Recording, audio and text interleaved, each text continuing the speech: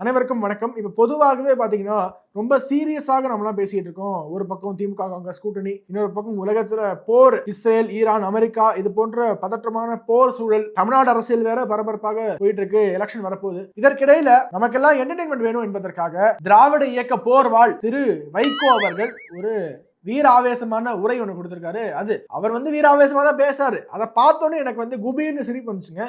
என்ன பத்தி யாருக்கிட்டையும் விசாரிச்சியா?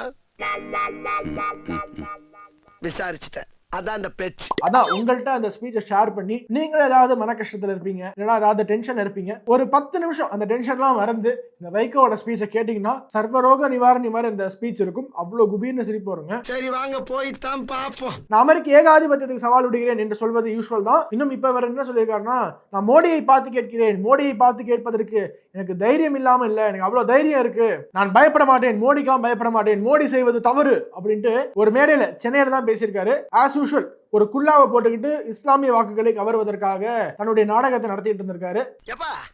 என்னடா இன்னைக்கு வித்தியாசமா விபூதி பூசிருக்க? இது விபூதி இல்ல, நம்ம கம்பெனி முத்திரை. அப்படி என்னதான் பேசுறாரு அப்படிங்கறத கேட்போம் வாங்க. ஈரானுடைய உச்சக்கட்ட தலைவர் அயதுல்லா காமினி அவரை, அவர் மகனை, மருமகனை கொண்டு குவித்து விட்டார்கள்.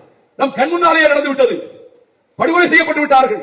ஈரானுடைய உச்சபட்ச தலைவரான அயத்துல்லா கெமனியை கொண்டு குவித்து விட்டார்கள். நம்மளுடைய கண்ணு முன்னாடி நடந்துருச்சு. இதே மாதிரி என்னைக்காவது இதே வைகோ அவர்கள், வை கோபாலசாமி அவர்கள் பெஹல்காம்ல நம்மளுடைய அப்பாவி பொதுமக்களை கொண்டு குவித்து விட்டார்கள், பாகிஸ்தானுடைய தீவிரவாதிகள் வரம்பு மீறி செயல்பட்டார்கள், ஐயகோ நம்மளுடைய கண் முன்னாடி நடந்துருச்சு என்று கொதிச்சு யாராவது பார்த்திருக்கீங்களா? அதெல்லாம் இல்லைங்க. இல்ல. இப்படி பார்த்திருந்தா கமெண்ட்ல சொல்லுங்க. அடுத்து பாருங்க. அது போராது என்று ஈரான் மீது அமெரிக்காவும் இஸ்ரேலும் போர் தொடுக்கும், அழிப்போம் ஈரானை பகிரங்கமாக சொல்லுகிறார் பாகிஸ்தானுடைய ராணுவ அமைச்சர். பாகிஸ்தானுடைய நிறைய அரசியல்வாதிகள் 130 140 நியூக்ளியர் வார் ஹெட்ஸ் இந்தியாவை நோக்கி செலுத்துவதற்கு தயாராக இருக்கிறது. இந்தியா என்ற ஒரு நாடே வரைபடத்தில் இல்லாமல் ஆக்கிடுவோம் என்று பகிரங்கமாக மிரட்டுகிறார்கள். அவர்களுக்கு கண்டனம், பாகிஸ்தானுக்கு கண்டனம் தெரிவிச்சிருக்காரா இந்த வைகோ?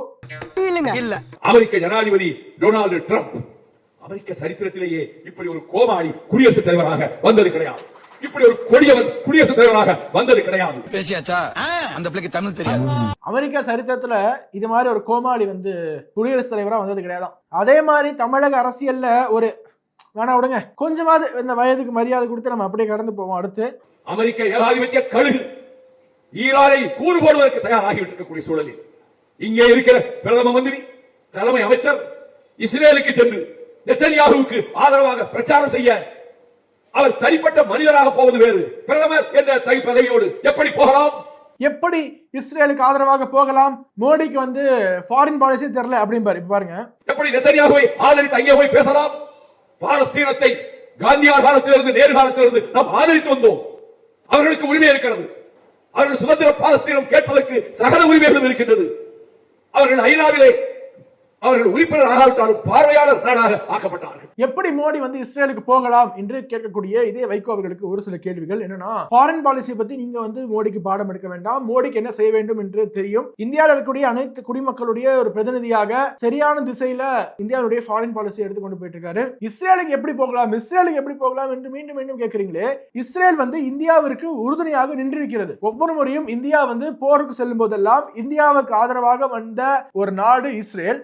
அவர்களுக்கு ஆதரவு அளிக்காம இந்தியாவுக்கு எதிராக OIC என்று சொல்லுவாங்க, ஆர்கனைசேஷன் ஆஃப் இஸ்லாமிக் கோஆபரேஷன் அப்படின்னு நினைக்கிறேன், அந்த ஒரு அமைப்புல இந்தியாவுக்கு எதிராக மட்டுமே செயல்பட்டு இருக்கக்கூடிய பாலஸ்தீனுக்கு நம்ம எதற்காக ஆதரவு அளிக்க வேண்டும்? அந்த காலத்துல இருந்து, நேரு காலத்துல இருந்து நம்ம பாலஸ்தீன் தான் ஆதரவு கொடுத்துட்டு இருக்கோம். கொடுத்தீங்க, நீங்க பாலஸ்தீனுக்கு ஆதரவு கொடுப்பீங்க, பதிலுக்கு பாலஸ்தீன் நமக்கு என்ன பண்ணிருக்கு? எப்ப பாரும் பாகிஸ்தானுக்கு ஆதரவாக நின்று பாகிஸ்தானுக்கு ஆதரவாக நின்ற பாலஸ்தீனை எதற்காக நாம் ஆதரிக்க வேண்டும்? பட் இருந்தாலுமே இந்தியா எப்படி வாக்களிச்சிருக்கோம்? ஒவ்வொரு முறையும் 2 ஸ்டேட் சொல்யூஷன் தான் இதற்கு ஒரே வழி. இஸ்ரேல் பாலஸ்தீனுக்கு உரிய அங்கீகாரத்தை கொடுக்க வேண்டும். இஸ்ரேல் பாலஸ்தீன் 2 ஸ்டேட் சொல்யூஷன் தான். இத்தனைக்கும் பாலஸ்தீனுடைய உச்சபட்ச விருது அதை மோடிக்கு வழங்கியிருக்காங்க. அதை கொடுத்தது பாலஸ்தீனுடைய அதிபர். இப்போ இஸ்ரேலையும் மோடிக்கு விருது கொடுத்திருக்காங்க. நம்மளும் கேட்கலாம், நீங்க காந்தி காலத்துல, நேரு காலத்துல, அந்த காலத்துல, இந்த காலத்துல பாலஸ்தீனுக்கு ஆதரவா இந்தியா நின்று இப்போ இஸ்ரேலுக்கு ஆதரவா எப்படி போகலாம் என்று கேட்டால் இவங்களை பார்த்து நம்ம என்ன கேட்கணும்? வாரிசு அரசியலை ஒழிக்க வேண்டும், திமுகவை ஒழிப்பேன் என்று நடையோ நடன் நடந்து கடந்து பாத யாத்திரை சென்று உங்களுக்காக பல தொண்டர்கள் தீக்குளித்து ஸ்டாலினுக்கு அறிவே இல்ல, ஒரு கிளை செயலாளருக்கு இருக்கக்கூடிய அறிவு கூட ஸ்டாலினுக்கு இல்ல என்று ஒரு பேட்டியில பகிரங்கமாக சொல்லிவிட்டு அவருக்கு எதுவும் தெரியாது, திமுக பற்றி தெரியாது, திமுக வரலாறு தெரியாது, எந்த சப்ஜெக்டும் தெரியாது, திமுக சாதாரண கிளை செயலாளருக்குள்ள நாலேஜ் கூட அவருக்கு கிடையாது. கருணாநிதி வந்து இன துரோகி என்றெல்லாம் சொல்லிவிட்டு மீண்டும் திமுக கூட்டணி அமைக்க மாட்டேன் என்று சொல்லிட்டு இப்ப எங்க இருக்கீங்க? நீங்க மட்டும் இஷ்டத்தின் நிலைப்பாடு மாறலாம், ஆனா இந்தியாவுக்கு எது தேவையோ அதை மோடி செய்யக்கூடாதா? என்னங்க லாஜிக் இது? அடுத்து என்ன பேசலாம்னு பாருங்க. அந்த இஸ்ரேலிலே போய் பேசிவிட்டு இன்னைக்கு சாயங்காலம் தென் தமிழ்நாட்டின் தலைநகரமாகிய நான்மாடக்கூடலில் மதுரையில் நரேந்திர மோடி பேசுகிறார். நான் நரேந்திர மோடியை கேட்கிறேன். கேட்பதற்கு எனக்கு நாடாளுமன்றத்தில் இப்பொழுது வாய்ப்பில்லை, இருந்தால் நேராகவே கேட்பேன். எனக்கு எந்த பயமும் கிடையாது, நெஞ்ச துணிவோடு கேட்பேன். அப்படி கேட்டிருக்கிறேன் கடந்த காலங்களில். அப்படி என்னத்தை கேட்டிருக்காருன்னு பாப்போமா? நேருக்கு நேராக நெஞ்சுக்கு நேராக அவர் மீது பாடங்களை கொடுத்திருக்கிறேன். பக்கத்தில் அமித்ஷா உட்கார்ந்திருக்க வாய்மொழி கேட்டுக் கொண்டிருந்தார் நரேந்திர மோடி. 45 நிமிடம் அவரை வாட்டி வதைத்திருக்கிறேன் சொற்களால். என்ன தைரியத்தில் நீங்கள் மதுரையில் என்டிஏ கூட்டம் போட்டீர்கள்? அந்த கூட்டத்தில் கவர்னருக்கு என்ன வேலை? அதற்கு என்ன வேலை? இங்கே இருக்கிற ஆளுநர் ரவிக்கு நீங்கள் அரசியல் கட்சிகளை வைத்துக் கொண்டு அரசியல் பிரச்சாரம் செய்வதற்காக மதுரையிலே கூட்டம், என்டிஏ கூட்டம். What business the governor of Tamil Nadu has got to attend that meeting? இதுல இருந்து தெரிய வருகிறது நம்மளுடைய திராவிட இயக்க போர்வாள் திரு வைகோ அவர்களுக்கு தமிழ்நாட்டில் என்ன நடக்குதுன்னே தெரியல. பாரத பிரதமர் மதுரைக்கு வந்த பொழுது என்னென்ன நிகழ்ச்சியில கலந்துகிட்டாரு, அரசியல் கட்சி நிகழ்வு எதுன்னு கூட தெரியல. அவரு அரசு நிகழ்ச்சியில கலந்து கொள்ளும் போதுதான் கவர்னர் திரு RN ரவி அவர்கள் அந்த நிகழ்ச்சியில் கலந்து கொண்டாரே தவிர என்டிஏ கூட்டத்துல அவர் பேசும்போது கவர்னர் கலந்து கொள்ளவில்லை என்று எனக்கு தெரியல. ஏன்னா பார்க்கல, கூட இருந்தவங்க தப்பா சொல்லியிருப்பாங்க. இதுல ரொம்ப கான்பிடென்டா என்ன சொல்றாரு, எப்படி கவர்னர் RN ரவி அவர்கள் என்டிஏ கூட்டத்துல பங்கேற்க இந்த அரசியல் கட்சி மீட்டிங்ல கவர்னர் RN ரவி அவர்களுக்கு என்ன பிசினஸ் என்றெல்லாம் கேட்கக்கூடியவருக்கு பாவம். மத்திய அரசு எவ்வளவு கோடி செலவழித்து தமிழ்நாட்டில் திட்டங்களை தொடங்கி வச்சிருக்காங்க. அதற்காக தான் மோடி அவர்கள் ஃபர்ஸ்ட் மதுரைக்கு வந்தாரு. அதுக்கப்புறம் தான் என்டிஏ கூட்டத்தில் கலந்துக்காரு. எதுவுமே தெரியல. 4 பேர் கை தட்டுறாங்க, இதுக்கும் கை தட்டுறாங்க, அவருக்கும் தெரியல, இவருக்கும் தெரியல. இப்படி கொஞ்சம் கொஞ்சமாக இவருடைய கட்சி எப்படி இரலவெண்டா ஆயிட்டு இருக்கோம் தமிழ்நாட்டில், அதே மாதிரி இவரும் இரலவெண்டா பேசிட்டு இருக்காரு. அடுத்து என்ன சொல்றாரு பாருங்க. நான் மோடியை பார்த்து கேட்கிறேன், எனக்கு நாடாளுமன்றத்தில் கேட்கறதுக்கு இப்ப வந்து எனக்கு வாய்ப்பு இல்ல, நான் MP இல்ல, ராஜ்யசபா சீட்டு திமுக கொடுக்கல, நேருக்கு நேராக கேட்பேன். இதுக்கு முன்னாடி கேட்டிருக்கிறேன், என்னுடைய சொற்களால் அவரை வாட்டி வதை 45 நிமிஷம் மோடி கிரில் பண்ணாரா இவரு. ஐயோ ரொம்ப பயந்துட்டார் மோடி.